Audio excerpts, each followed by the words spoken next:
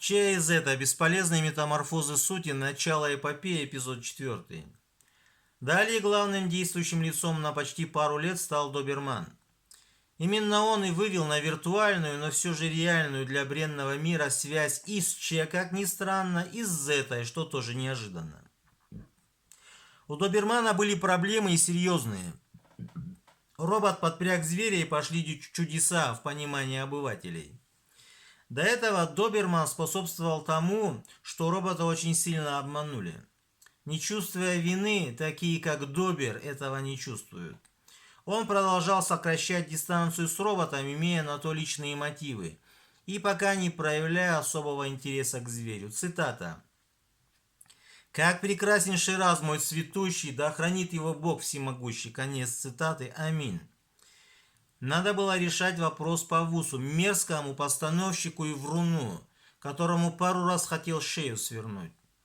Но он оказал мне услугу в прошлом, и я впрягся, пошли тяги с Зетой и несчастно Звездным, которые клялись и божились решить вопрос хотя бы по ВУСу, имея, в кавычках, жесткую позицию, и обманули, как и ожидалось.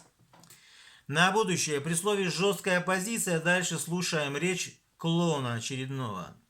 Во все эти дебри зверь влез из-за Макса, типа редкого и аналогов не знающего. Запарившего всех буквально и без исключений. Я имел с ним дело потому, что он напоминал мне меня самого в молодости. С той лишь разницей, что мое эго всерьез не воспринимало Макса из-за мелкого масштаба создаваемых им проблем. Макс напоминал мне больше мексиканского главу наркокартеля, чем кого-либо.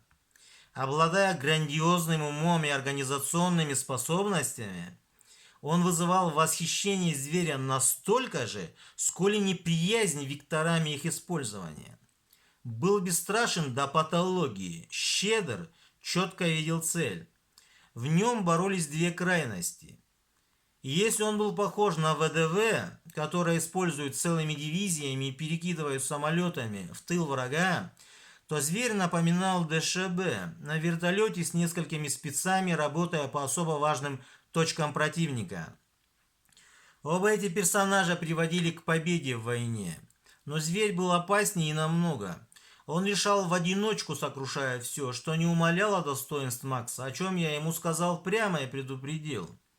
Случай с воронами он забудет вряд ли, никто ни разу не видел его таким. Если не считать случая позже с Че, свидетелем чему был только зверь. Так, кстати, Че получил свое прозвище от зверя, чтобы хоть как-то приводить Макса в чувство. Это лучше, чем сожалеть потом на его могиле. Таких друзей у меня тоже хватало. Зверь имел на шее 3 кольца управления, на случай, если он выйдет из-под контроля. Юри сама видела это краем глаза.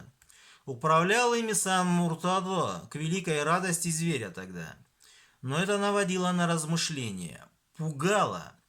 Видимо, реальная мощь и сила этого создания никому, кроме хозяина и Аллаха, известна не будет. Иначе к чему столько предосторожностей? Находясь под опекой самого имама Шамиля, зверь получил в наследство от Аллаха и характер этого исполина. Жесткость, непримиримость, ярость, вспыльчивость, мощь, воинский и полководческий талант с грандиозной славой в будущем. С учетом предстоящих функций и отсутствующих у хозяина в силу его абсолютного совершенства. Главной проблемой Макса на сегодняшний день, о его будущем лучше промолчу, стали его бадания с Заком, гением-администратором, решившим вопросы, которые никто не мог решать до него. Эти двое стоили друг друга, будучи маниакально тщеславными, напоминая Холмса и Мориарти, с той лишь разницей, что они оба были Мориарти, мечтая лишь об устранении противника любой ценой, даже пострадав сами, и ничего более в мире их не интересовало.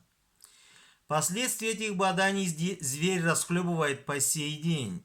Поэтому мне уже нужен Че, чтобы решить эти вопросы и вернуть оказанное мне добро этим людям минимум троекратно.